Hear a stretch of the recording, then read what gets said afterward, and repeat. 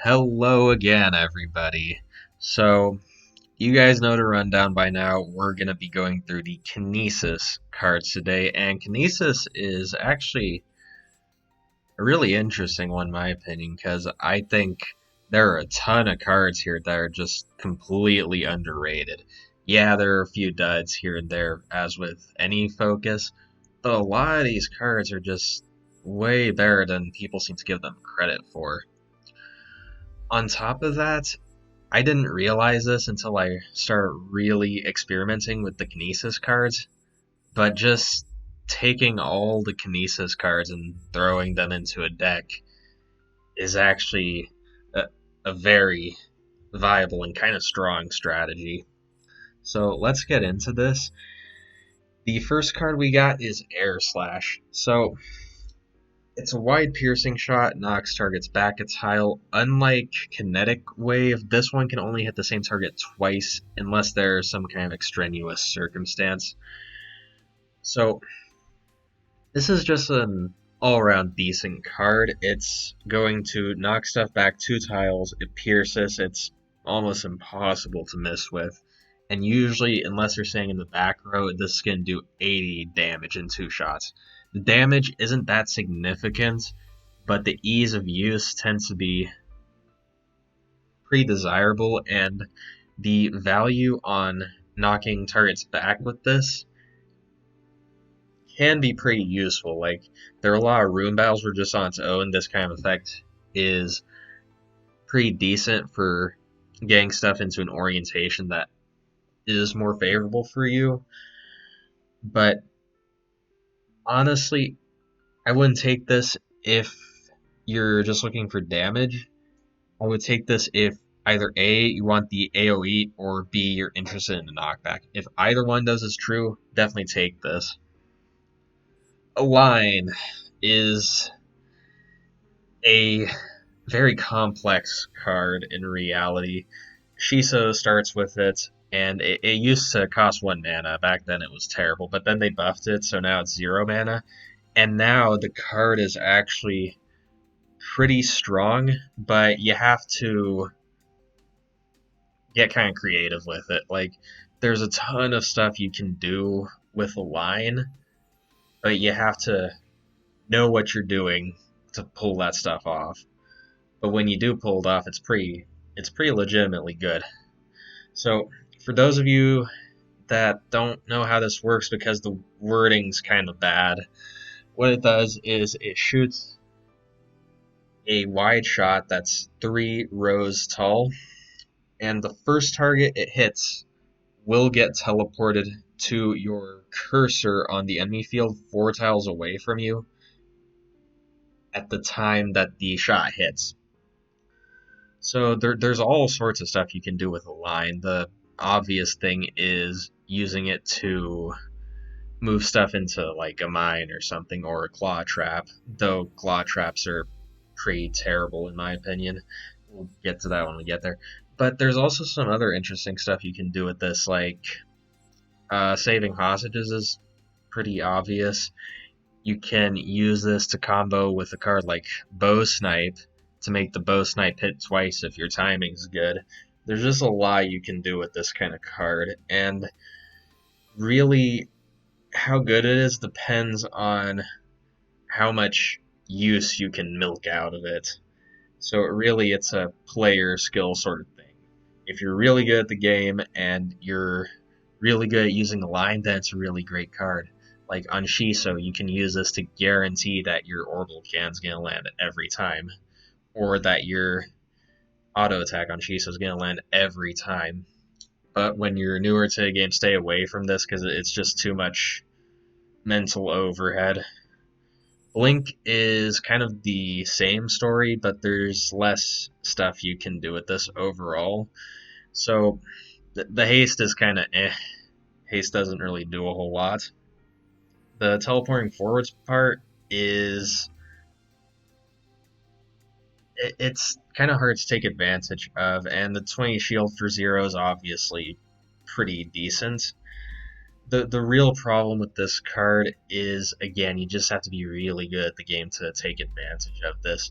because there's some times where you don't want to teleport forward, and just having this card show up in a spell slot, and then you notice the blinks there, and you're looking at this thing, and it feels like it just adds whole layers of complexity to the situation. Personally, I don't care for it, but if you're good enough, I can definitely see how this could be good. So it kind of falls into the same category as a line, except I think Link has a lower ceiling. Then we got Bow Snipe. This starts in the Shopkeeper starting loadout. A 250 damage piercing shot for 4. That's pretty good damage. For 4, there are better rates, but given that's a piercing shot in Kinesis, that's pretty strong. Given that there are a lot of cards Kinesis have that if you get really good timing with them, you can make Bow Snipe hit multiple times on the same target, like the aforementioned line, and even Air Slash can be used to do that, but you need a lot of mana to pull that off. This is really great in the starting Shopkeeper loadout. It's kind of for bread and butter at the start of the game. On other characters, this is kind of a spell that is almost there. It's almost really good, but it's not quite there. There's a lot going for it, but it doesn't quite reach over that benchmark. It's kind of intermediary with Switchbait.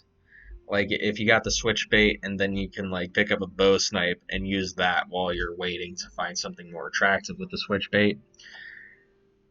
It's good on room fights. It's not as good on boss fights because the damage rate's just average.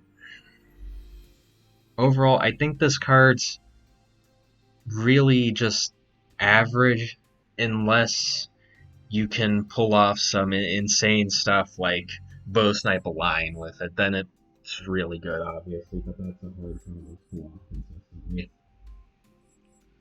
Next up, we got Caltrops.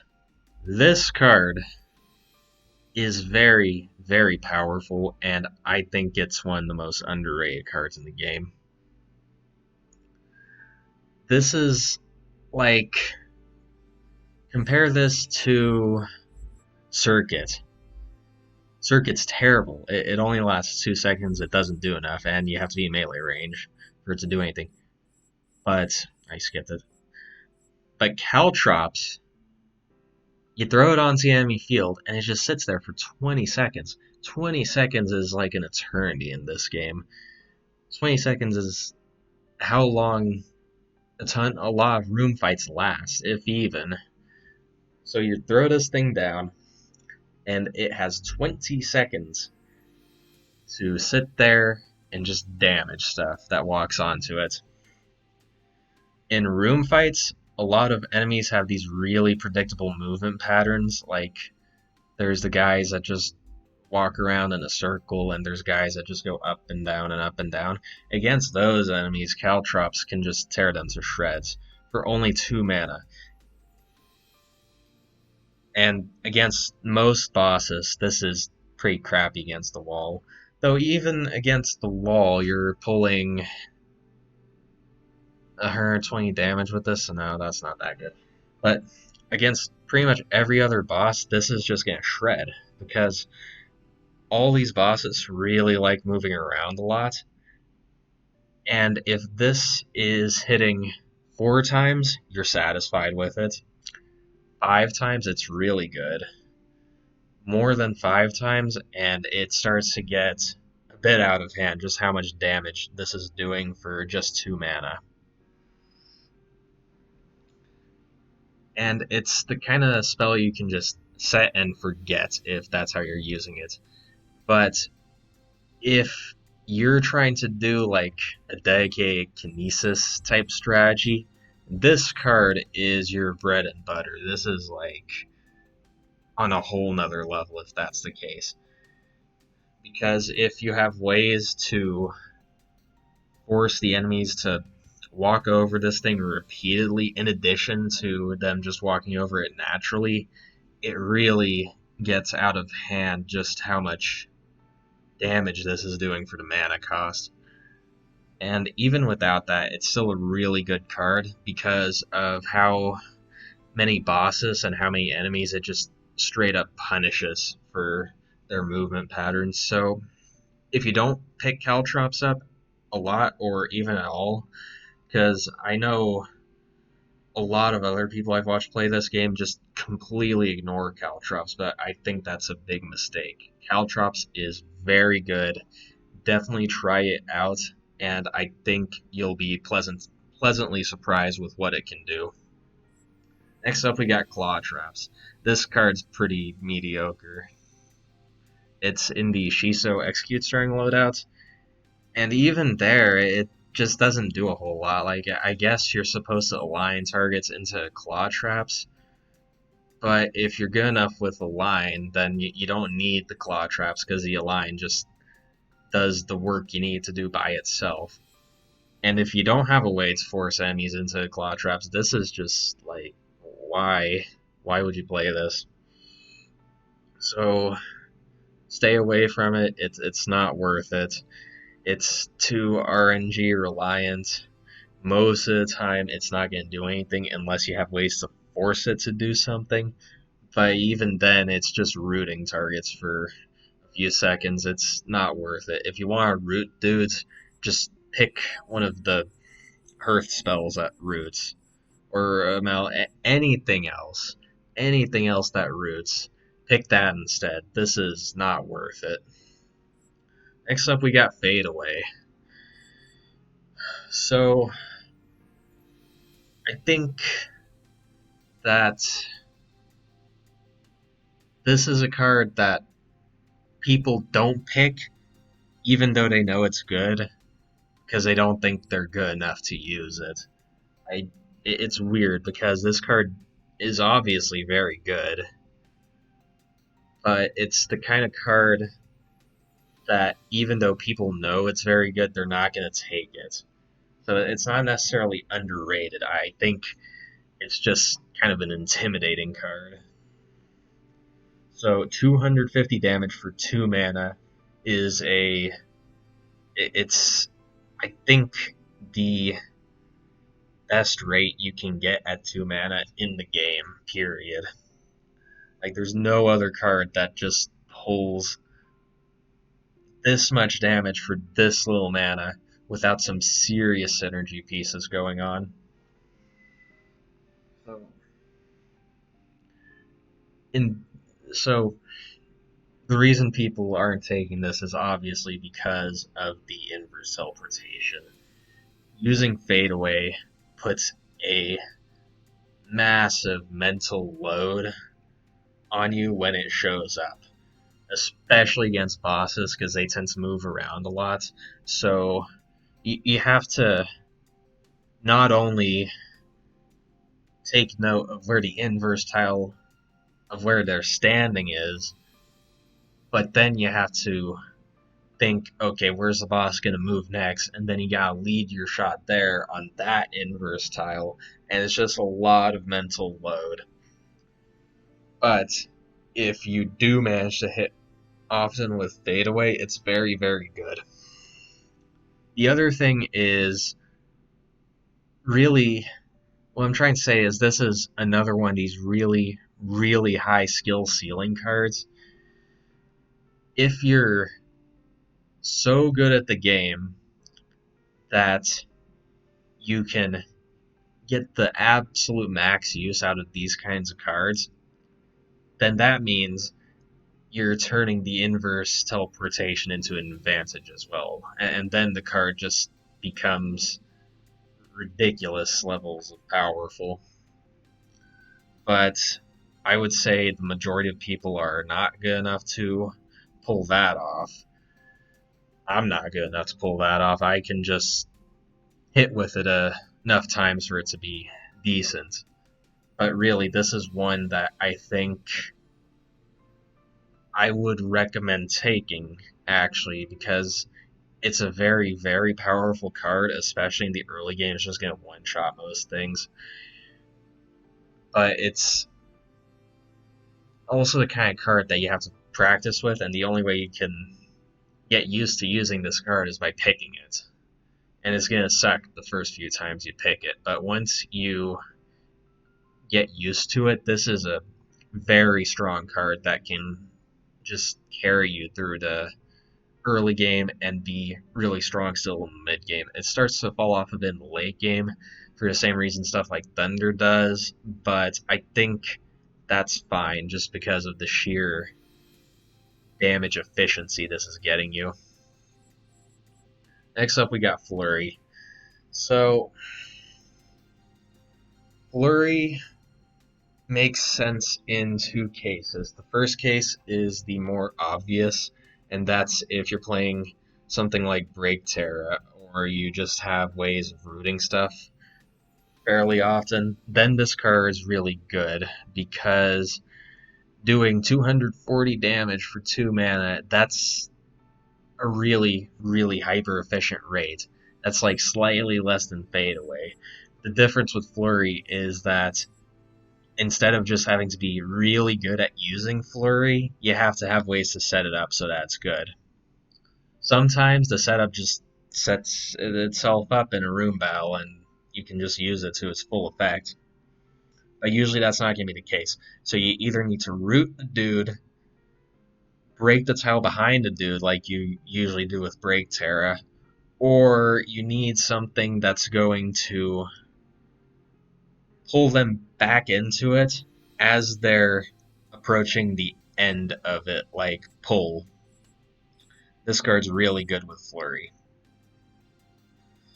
Without any of that, you're looking at 60, maybe 80 damage if you're lucky from the Flurry on a single target, which isn't that great. If you can consistently set the Flurry up, then it's spectacular and take it.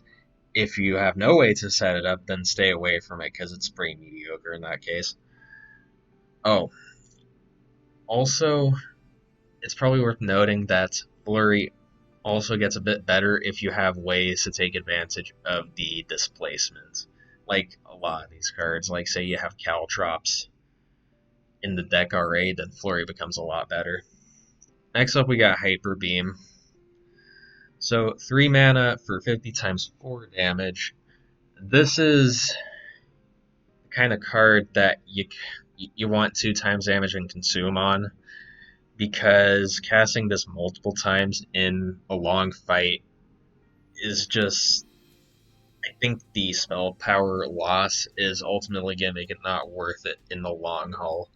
But if you can get 2 times damage and consume on it, you don't have to worry about using it in the long haul, and it can just shred room fights. Otherwise, I don't know. Like, if you really need help with room fights, sure, you can take it, but even then, you better not have any stuff that relies on multi-hits, because that 2 spell power will just be a huge deal in that case. If you're running a lot of big single-hit stuff like Bow Snipe, it's not as big of a deal, but cards like Bow Snipe and Fade Away have very low synergy potential, so that's probably not the best idea. Overall, I think this card's below average just because I don't think the damage rate is worth locking yourself out of deck potential. However, if you find it pre-upgrade with 2 times damage and consume, I think it's definitely worth it just because of how fast it can clear out room fights if that's the case. Kinetic Wave. So, Saffron starts with this card, and it's one of the spells you're probably going to have used the most in the game, just because of the nature of where it is in the loadouts. And I think it's a pretty good one. For 2 mana, we're pushing the dude back, it pierces, and it's doing 40 damage every time it hits. It's kind of like Air Slash, except it's only a single row that's hitting. And unlike Air Slash, it moves a bit slower, the projectile, so it can actually knock the target back every time. Not just once, or twice, I mean, in the case of Air Slash. So this can hit a dude 4 times, in which case it's doing 160 damage for 2 mana. And that's a theme we've been seeing with quite a few of these Kinesis cards. They do a lot of damage if you can hit them right. And with ones like Kinetic Wave, it's not that hard. Even if you're not getting the full damage out of it, just 80 damage for 2 mana is kind of crappy, but it's acceptable. If you're hitting it 3 times on dude, that's pretty good. 4 times, it's amazing. And you're getting 2 flow off this. How relevant the 2 flow is kind of depends on what you're doing, but I think this is a card that's strong enough to take by itself in the early game, and it's kind of a gateway card for these flow strategies. So if it's like stage 1 and you just cleared a room and you're being offered Kinetic Wave and 2 mediocre cards, I would take the Kinetic Wave pretty much every time, because it's a slightly above average card by itself, in my opinion, and the 2 flow it's giving you is a little bit of a push towards going towards a flow strategy. You don't necessarily have to do that, but if stuff ends up working right and you do end up in a flow strategy, then this card's just setting you up for that. If you're already in a flow strategy, I would also take this every time, because it gives 2 flow, and there's not a huge amount of cards that give flow in this game, but this is one that is, and it's good enough to be run by itself, so I would just take it in that case. So, really solid card. I rate it quite well. Knockdown. I'm also going to talk about Push Up here, because they're really comparable. They pretty much do the same thing. But Knockdown and Push Up. So these both start in the Hazel build starting loadout. And I think they're just okay. They're 0 mana, so that's whatever, but you're mostly using it in the Hazel loadout to 1, move your structures around, 2, deal with hostage situations, and that's about it. Outside of that, you can pick one of these up really early to help with hostage situations if you're a character who has a really hard time with those, like, I don't know, Terra. Specifically, Break Terra can have a bit of a rough time with them. You can pick it up on those characters, but the opportunity cost is kind of really painful on this one, because it just doesn't do a whole lot, and there's not much improvement you can achieve with this card, unlike Blink or Align. Like, Push Up and Knockdown are always going to be pretty mediocre. The one case where I would take these is if you're really invested in getting these movement payoffs like Caltrops and Minefield, or even Mine if you're willing to go that deep, then I would consider these, but even then they're kind of eh. Overall, they're okay, they're acceptable, but they're just kind of not doing a whole lot, really. Next up, we got Monsoon, the Calamity here. So, Monsoon's kind of a weird one. It really clutters up the screen a lot. Like, if you're good enough at the game, presumably you wouldn't have to worry about that, but in my experience with Monsoon, the tornadoes just cause way too much visual noise to be worthwhile. 4 mana for this effect is okay on average. This is going to hit every enemy on the field twice, maybe 3 times, that's 60 damage. That's not that great. I think that Monsoon is a bit underwhelming. It doesn't do a whole lot of damage, really. You need to be taking advantage of the movement this is giving you, and that's kind of tough because you have no real control over when this is going to hit or where it's going to hit. So really, unless you have a good reason to take this and take advantage of the movement on this, I would actually not bother. This is kind of a disappointing card, really. It's good against the wall where it's going to do like, what, 600 damage? It's pretty good, but there's a lot of stuff that's good against the wall that's also good elsewhere. Wait, what am I talking about? This isn't going to hit 2, maybe 3 times. This is going to hit 8 to 12 times, usually, is what you're expecting. Which is still not that great. That doesn't really change my rating of it a whole lot, but really, I guess this kind of card you just take for novelty, right? Next up, we got Northwind.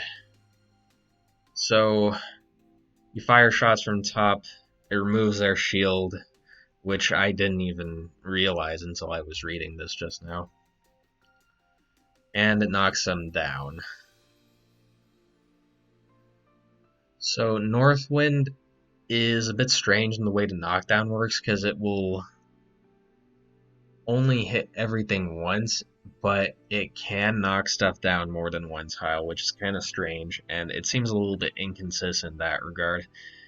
The shield removal is only going to be good in very specific situations, like against Riva or some other bosses that might have a little bit of shield. On higher hell modes, a lot of enemies just stack shield repeatedly, and this can be really helpful for that.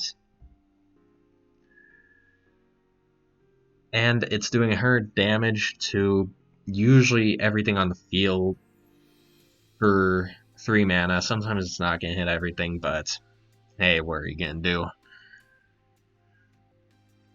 Overall, I think this card is slightly above average just because of how much stuff it can do. It's a very versatile card. It does good damage. It's usually hitting no matter what. It knocks stuff down if you need that. And on some room fights, knockdown's just useful intrinsically.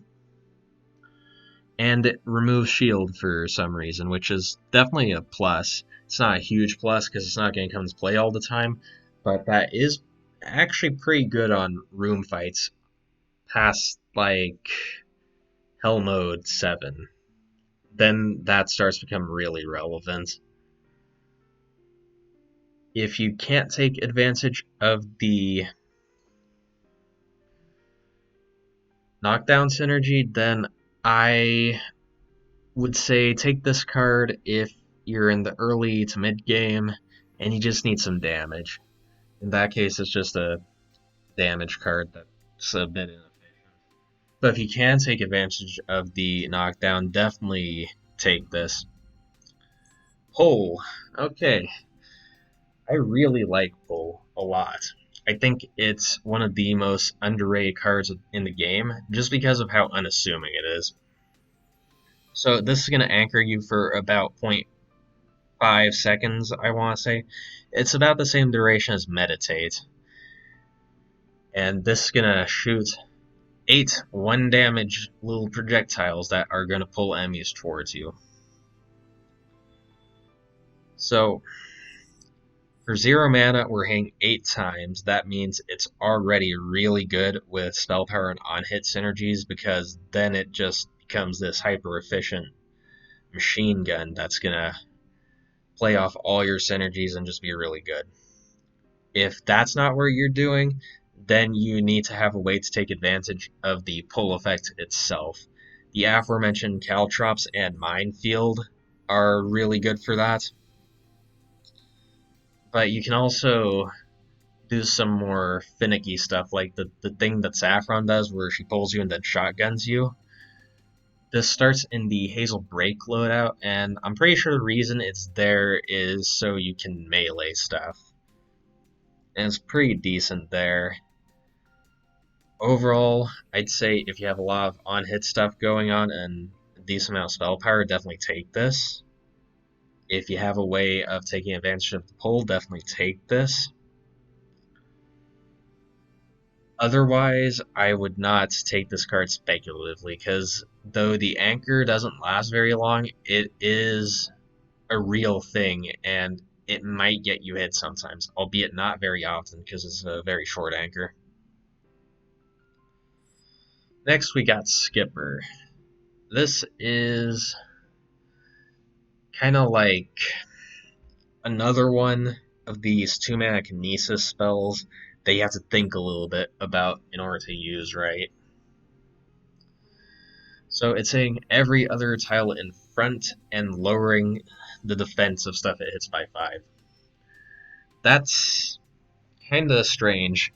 You can use this to hit more than one thing. You can use it to skip over stuff you don't want to hit on room fights. But usually this is just going to be hitting a single thing one time. There are, of course, like the aforementioned synergies you can... The big brain plays with things like Air Slash and Align. Those work with Skipper as well. And if you can pull that off, it's really strong. But again, that's not going to be the case all the time. 120 damage for 2 mana is kind of the rate you would expect from a 2 mana damage card. I'd say that hitting every other tile in front is about equivalent to just firing a projectile, because that's how good this is going to be most of the time. Sometimes you're just straight up going to miss with it because you weren't thinking. Sometimes it's going to be really useful because you need to hit a thing that's behind another thing. The defense lowering is kind of strange here, because I don't really know why it's on this card in particular. But it's pretty nice to have there, like 5 defense. That's like all your spells have +5 spell power against that target. That's pretty strong. When we compare that to Focus, all the way up here from Convergence, this is way more efficient, though it doesn't last for the entire fight, which is kind of a downside. But if you just look at the defense lowering as icing, the card's still pretty decent. If you're actually taking advantage of the defense lowering with stuff like, oh, I don't know, pull, then suddenly this card becomes pretty good. I think it's the kind of card that you take just because you want the Skipper by itself, because you need a bit more damage in your deck early to mid game. And then, unlike a lot of this other stuff, you don't start prioritizing stuff that the defense lowering works with. You just kind of happen to get stuff that it works with, and then it's like, oh cool, Skipper's suddenly a lot better now. I think this is another slightly above average card. You can do some neat stuff with it. It takes some more thinking to use than most cards, and that's kind of the theme we're seeing with a lot of these Kinesis cards. They add more mental load than most cards are going to. But if you can work with them and land them correctly, Skipper here is pretty good in that case. It falls off a bit more towards the late game, but there are a ton of cards that do that, so I just wouldn't worry too much about it. Next up, we got Tractor Beam. This one's not very good. It's kind of like... It's like Infinity Beam, but it's not actually doing anything. It's pulling enemies about once per second, except you can't actually cast anything while you're pulling stuff with Tractor Beam, so I don't understand what the purpose of this card is. It just doesn't really do anything. I've never had it be useful at all for me when I've taken it. I just don't pick it anymore because it's terrible every time, so I would just stay away from this one. I think this is one of the cards that is pretty obviously bad, so I'm not going to talk too much about it. Next up, we got Tsunami. So, for 3 mana, we're shooting a wave on the first 3 enemy columns. This one is...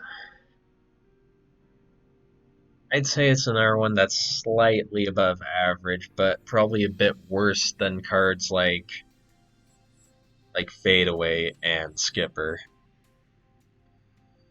Usually, this is going to do at most 150 damage to an enemy. Enemies in the first column will take 150, the next column 100, and the third column 50, and obviously the fourth column they take 0. This does get you 2 flow, which is nice. But this is a pretty non-discriminate AoE spell, so you do have to worry a bit about the flack you're going to get from stuff like snake capsules and SD turrets with this. But overall, if you really need the flow, take it. If you're really taking advantage of the movement with the aforementioned Caltrops and other stuff, then definitely take it. But if neither of those are true, the damage rate's not that great, it's going to cause a lot of collateral that you don't want sometimes. It does good AoE damage for the cost, that's for sure. But the AoE damage itself is kind of inconsistent because enemies have to be standing in the right place in the first place. So the Tsunami does get better if you have stuff like Pull to ensure that enemies are standing where you want them to be standing. If you don't have that kind of stuff, it's kind of unreliable, and I wouldn't depend on it. But even then, if you have really good reason to have the flow synergy or the movement synergy, take it. Otherwise, don't take it. Next up, we got Undertow, which is kind of similar to Tsunami.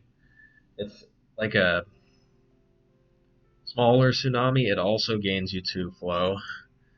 And really, I think this is about on par with Tsunami. It's going to cause a lot of collateral. Really, all the stuff I said about Tsunami, I can say about Undertow as well. And you want to take Undertow in all the same situations. Also, about the flow on these, I would only take these.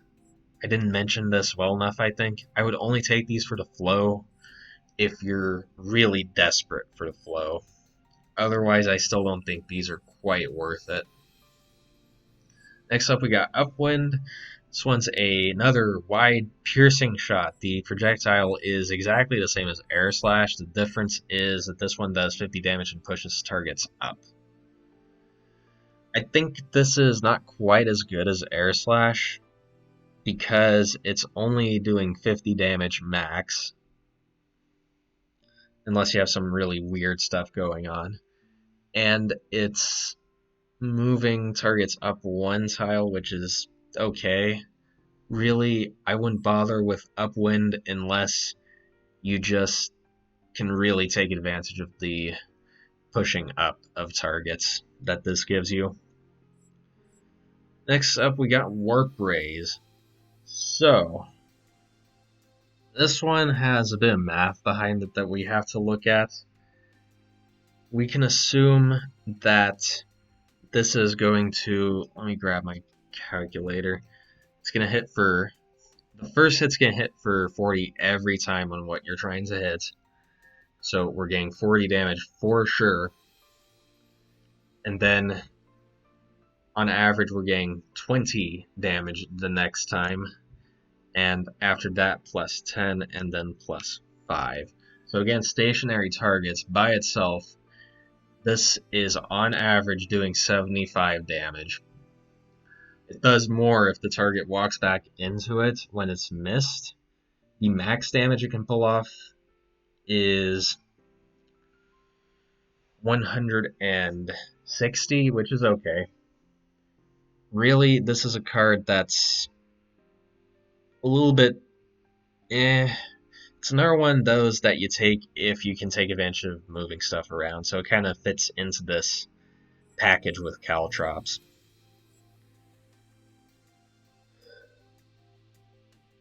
Really, that's all I got to say about it. I feel like I should have more to say about Warp Rays, but it kind of ends there. So next up we got Wobble. For 2 mana, this is going to push targets in front of you back and forth, and you gain 2 flow. And the damage rate's the same as Skipper, which is pretty unfortunate. This card isn't very good. It's just too specific. You need stuff to be in the front row already. And then you have to essentially channel this onto them, and it's just not worth the 120 damage. Even if you care about the flow, I still wouldn't take this because it's just too hard to pull off. Oh, and even if you have stuff going on with Caltrops in the lakes, I still wouldn't take Wobble because they're like everything else that works with Caltrops is just better. This is kind of like the bomb of the barrel. It kind of, I wouldn't say it's as bad as Tractor Beam, but it's almost on the same level. So stay away from this one. So that's all the Kinesis cards. A lot of really underrated cards in here, in my opinion. I definitely recommend experimenting with them quite a bit. There's a lot of cards in here that are really powerful, but require you're really good at using them. And the Caltrops Kinesis Minefield Movement deck is a very fun niche deck that I think is kind of on the cusp of high tier strategies. So I definitely experiment with that as well. Overall, I think Kinesis is pretty solid. It's definitely one of my favorites. And I really enjoy talking about this one in particular because there's a lot of cool stuff you can do with a lot of these cards. Next time we're going to look at Misery, which is unfortunately one of my least favorite focuses. But I'll see you guys then.